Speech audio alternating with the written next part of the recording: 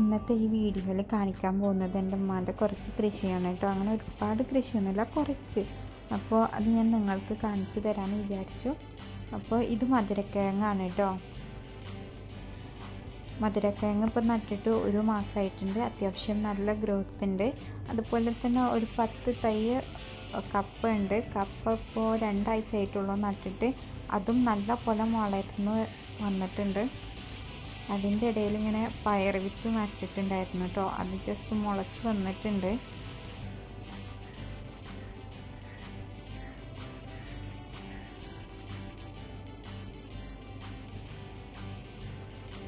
ഇവിടെ കുറച്ച് വെള്ളരിൻ്റെ തൈകൾ മുളച്ച് വന്നിട്ടുണ്ട് കേട്ടോ. ഇതെൻ്റെ അനിയന് പോയിട്ട് നട്ടതാണ്. അവനിപ്പോൾ 3ാം ക്ലാസ്സിലാണ് പഠിക്കുന്നത് കേട്ടോ. അപ്പോൾ അവന് പ്രോപ്പറായിട്ട് നടാനൊന്നും അറിയില്ല. അവൻ കൊണ്ടുപോയിട്ട് കൂട്ടിയിട്ടതാണ് വിത്ത്. ഇത് പയറാണ്. ഇപ്പോൾ ഓൾമോസ്റ്റ് ഒരു 2 മാസമായിട്ട് ഇതിൽ നിന്ന് വിളവെടുക്കുന്നുണ്ട്. ഇതിപ്പോൾ നശിച്ചുകൊണ്ടിരിക്കുകയാണ്. അതിൻ്റെ ഈൽഡൊക്കെ കുറഞ്ഞ് വന്നിട്ടുണ്ട്. അപ്പം പുതിയതായിട്ട് പയർ നട്ടിട്ടുണ്ട്. മുളച്ച് വരുന്നേ ഉള്ളൂ.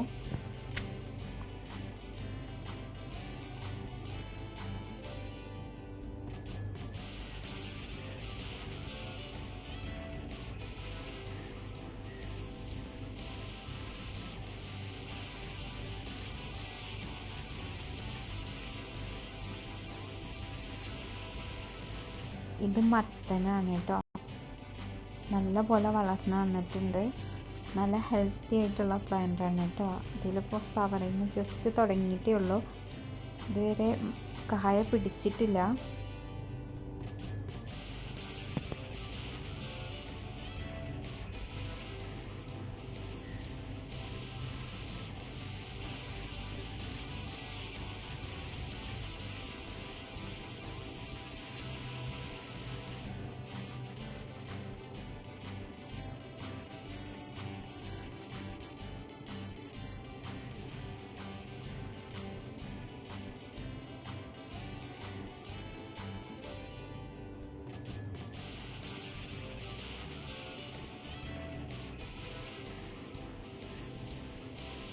ഇത് വെണ്ടയ്ക്കാണ് കേട്ടോ. ഒരു 5-6 തൈ വെണ്ടയ്ക്ക ഉണ്ട്. നാടൻ വെണ്ടയാണ്. അതിലിപ്പോൾ ഇങ്ങനെ ജസ്റ്റ് കായ്ച്ചിട്ടേ ഉള്ളൂ കുറച്ച്.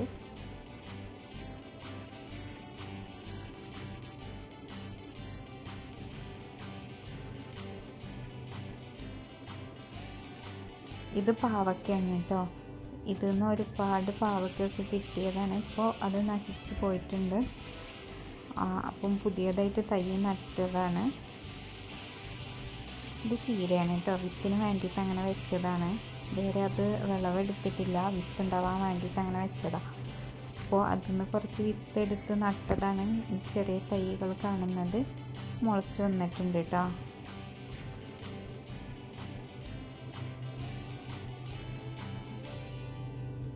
ഇതും ചീര വിത്ത് ഇട്ടതാണ്. അപ്പോൾ വിത്ത് ഉറുമ്പ് കൊണ്ടുപോവാതിരിക്കാൻ വേണ്ടിയിട്ട് അതിൻ്റെ കൂടെ കുറച്ച് അരിപ്പൊടിയും കൂടെ കൂട്ടിയിട്ടതാണ് കേട്ടോ.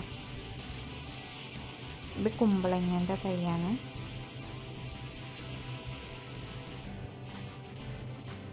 ഇതും കുമ്പളങ്ങൻ്റെ തൈയാണ് കേട്ടോ. അത് വിത്തിട്ടപ്പോൾ അങ്ങനെ മൂടി വെച്ചതായിരുന്നു, കോഴികളൊന്നും വന്നിട്ട് നശിപ്പിക്കാതിരിക്കാൻ വേണ്ടിയിട്ട്. ഇത് തണ്ണിമത്തൻ്റെ തൈയാണ് കേട്ടോ. നമ്മൾ കടയിൽ നിന്ന് വാങ്ങുന്ന തണ്ണിമത്തൻ്റെ കുരു എടുത്തിട്ട് നട്ടതായിരുന്നു. നല്ല പോലെ വളർന്ന് വന്നിട്ടുണ്ട്. അപ്പോൾ അതിലിപ്പം പൂവിടാൻ തുടങ്ങിയിട്ടൊക്കെ ഉണ്ട് കേട്ടോ. ഇത് ചേനയാണ് കേട്ടോ. ഞങ്ങളൊരു ഉൾഗ്രാമത്തിലാണ്. അപ്പോൾ ഇവിടെ എല്ലാ വീടുകളിലും ഇങ്ങനെ ചെറുതായിട്ട് കൃഷികളൊക്കെ ഉണ്ട് കേട്ടോ. എല്ലാവരുടെ വീട്ടിലും ഉണ്ടാകുന്നതാണ് ചേന, കാച്ചിലൊക്കെ. ഇത് ബീൻസാണ്. ഇത് കാച്ചിലാണ് കേട്ടോ. ഇതെൻ്റെ അനിയൻ നട്ടതാണ്. പറഞ്ഞല്ലോ അവന് 3ാം ക്ലാസ്സിലാണെന്ന്. പക്ഷെ അവന് കൃഷിയോടൊക്കെ ഭയങ്കര ഇൻട്രസ്റ്റ് കേട്ടോ. അവനിപ്പോൾ ഈ വെക്കേഷനൊക്കെ ആയതുകൊണ്ട് ചെറുതായിട്ടൊരു കൃഷിത്തോട്ടമൊക്കെ തുടങ്ങിയിട്ടുണ്ട്. അതാണ് കേട്ടോ ഈ കാണുന്നത്. ഇതാൻ്റെ കൃഷി ചെയ്യുന്ന സ്ഥലമാണ്. ഇവിടെ പയറുണ്ട്, അതുപോലെ കപ്പ ഉണ്ട്. ഒക്കെ ഇപ്പം അടുത്ത് നട്ടതേ ഉള്ളൂ. ഇത് വെണ്ടയ്ക്കാണ്.